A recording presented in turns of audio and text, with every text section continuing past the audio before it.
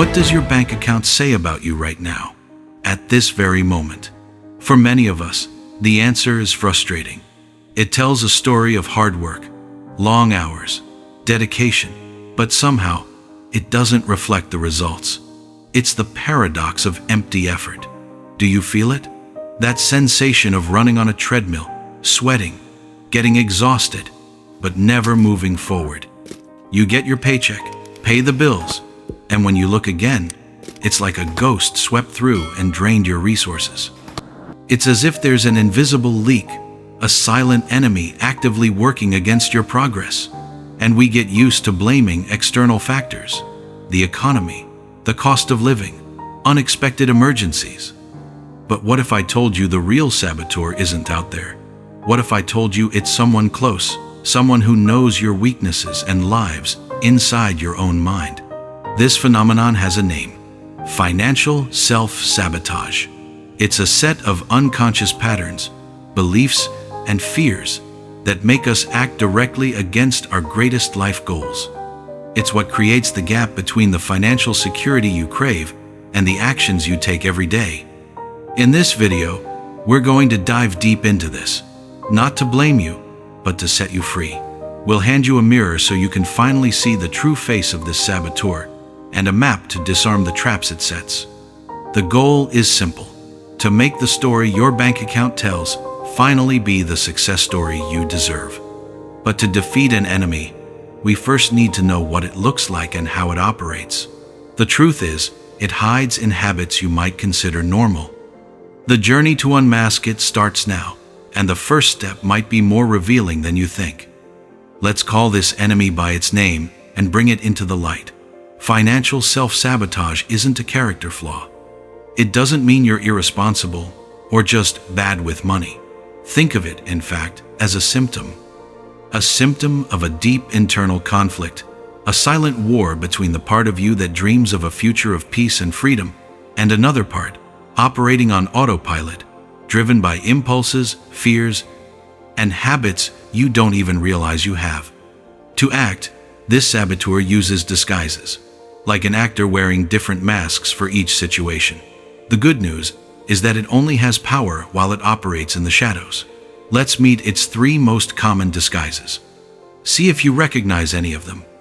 The first is the procrastinator. Oh, they're a master of the art of tomorrow. They whisper in your ear, "Tomorrow you'll organize that spreadsheet.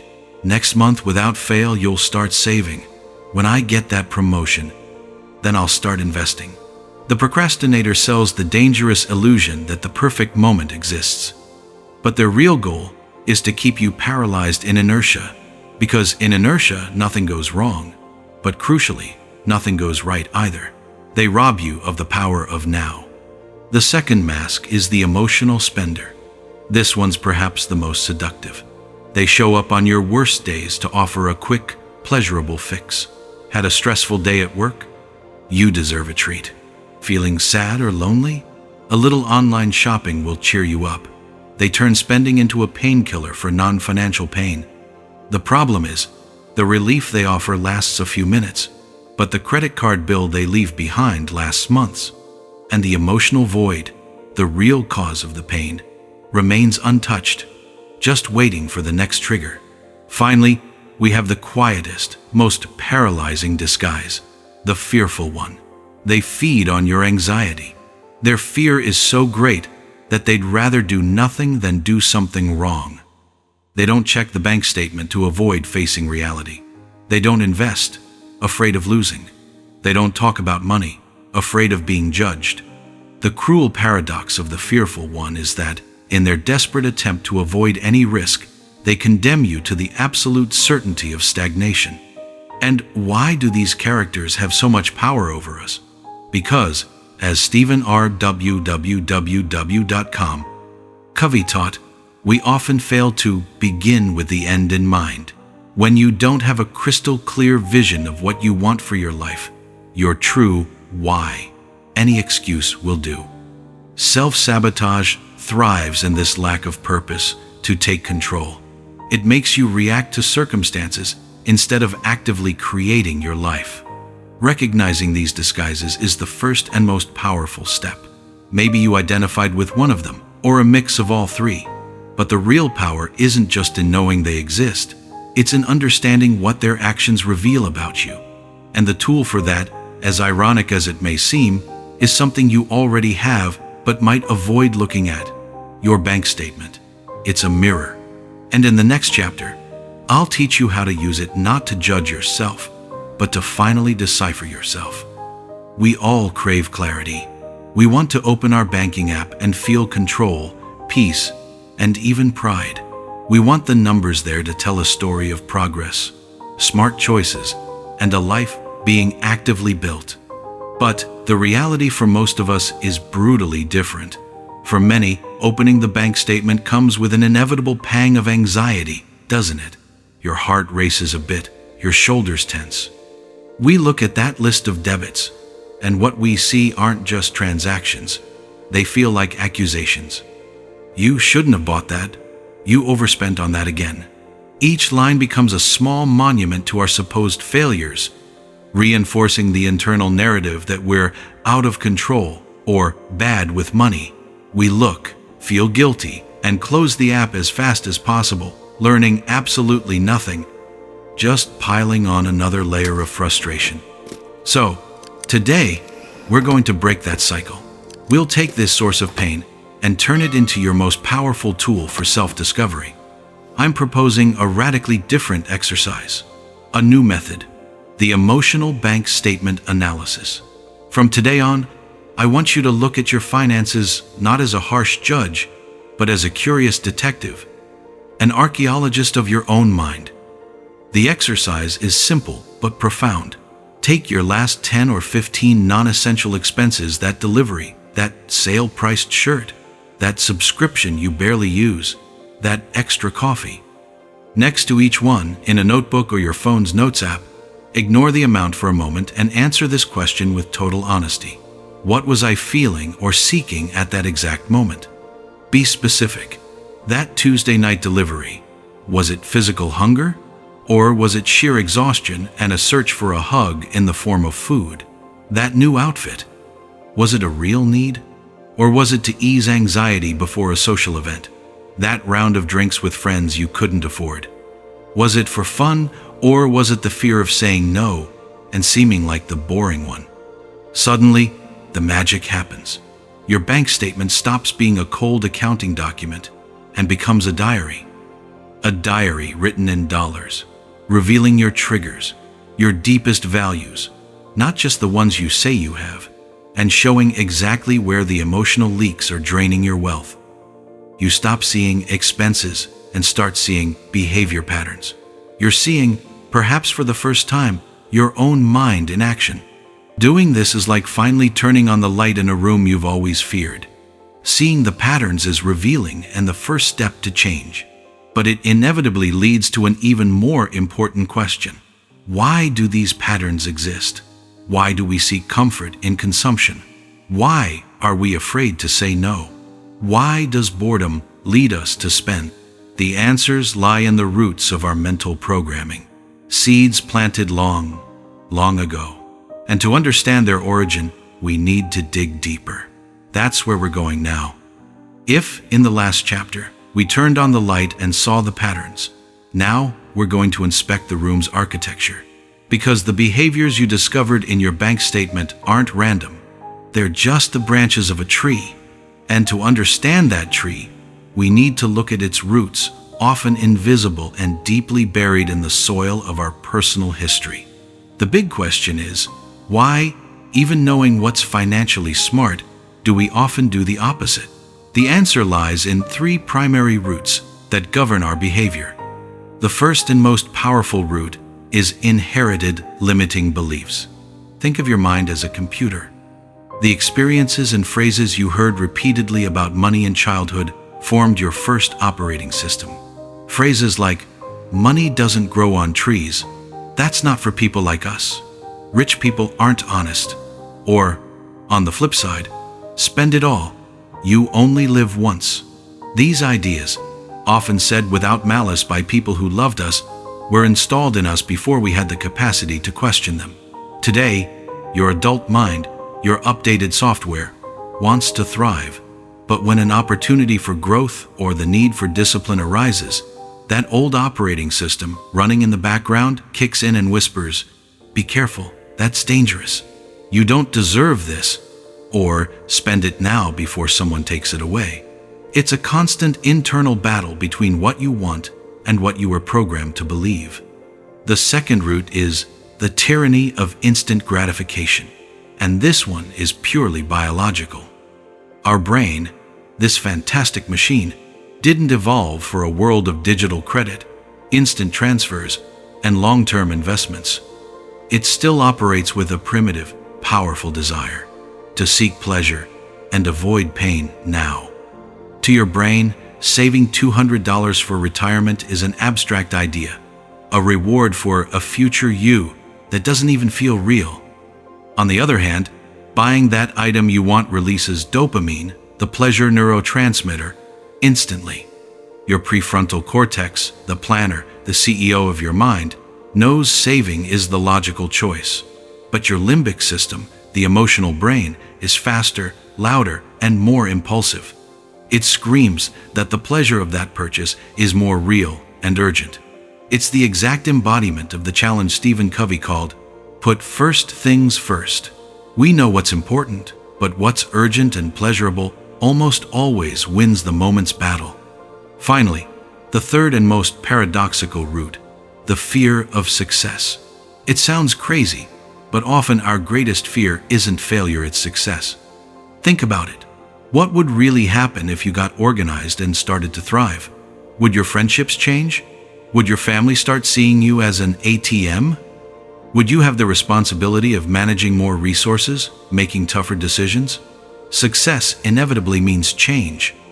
And change means letting go of a version of yourself and, perhaps, drifting away from the tribe and patterns you grew up with.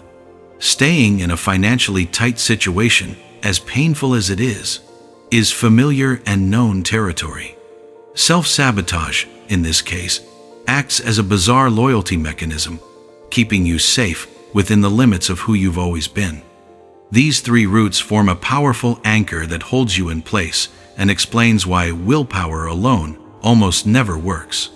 Trying to change your habits without understanding these causes is like pruning the leaves of a weed and expecting it to die. But now, you know the origin. You've gone to the root of the problem. And with this knowledge, you no longer need to be a victim of these invisible forces. You can become the architect of a new mindset. Enough diagnostics. It's time to pick up the tools and build the solution. It's time for the turnaround plan. So far, we've dived into the diagnosis, identified the saboteurs, and dug down to the roots of the problem. But knowledge without action is just accumulated frustration. So, enough looking at the past. It's time to build the future. Self-sabotage thrives on reactivity and chaos. Our solution, therefore, will be grounded in proactivity and order. This is your turnaround plan, the proactive mind method. And it's based on 3 practical, transformative steps, directly inspired by the most solid principles of personal development. Step 1. Create your financial manifesto. Asterisk. The first step isn't opening a spreadsheet, but a blank document or a notebook page. You're going to write your personal financial manifesto. Forget numbers for a moment and answer the most important question of all. What is money really for in my life? What's the ultimate purpose? Is it to buy peace of mind? Is it to have the freedom to choose what you work on? Is it to provide experiences and security for your family? Be specific and write in your own words. For example, my money is a tool to build a life of calm, freedom, and to take care of my health and well-being. This manifesto becomes your personal constitution, your North Star. From today on, every major financial decision will be measured against this document. This is begin with the end in mind. Covey's Habit 2, applied directly to your bank account. Step 2, create a values-based budget. Asterisk. With your manifesto in hand, the word budget takes on a new meaning. It stops being a straitjacket of no's and cuts and becomes a powerful plan of yeses. Look at the values you wrote in your manifesto. If peace of mind is one of your pillars, then therapy, a meditation class, or that hobby that relaxes you are no longer frivolous expenses. They're investments in peace. If family memories is a value, that weekend getaway isn't a waste. It's an investment in emotional legacy. The key question shifts from where do I need to cut to how can I allocate my money to honor my manifesto? You stop fighting against your spending and start directing it with intention and purpose. This is put first things first. Covey's Habit 3.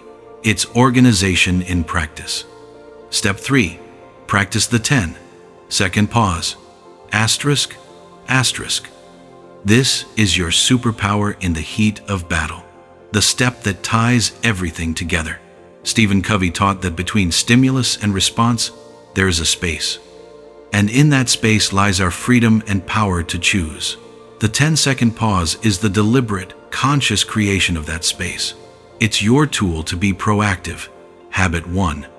Before any impulse purchase, before clicking buy now, before swiping your card, pause. Take one deep breath. And for just 10 seconds, ask yourself, does this action bring me closer to or further from my manifesto? That's it. You're not forbidding yourself anything. You're just forcing your conscious, rational mind to join the decision, taking power away from the emotional autopilot. This small pause is what breaks the spell of instant gratification. The manifesto gives you direction. The values-based budget gives you the flight plan. And the 10-second pause gives you control of the joystick in moments of turbulence. Together, these steps don't just change your habits, they reprogram your financial identity. You stop being a scared passenger and become the pilot of your life. And when your mind and your wallet finally start working in the same direction, something magical happens.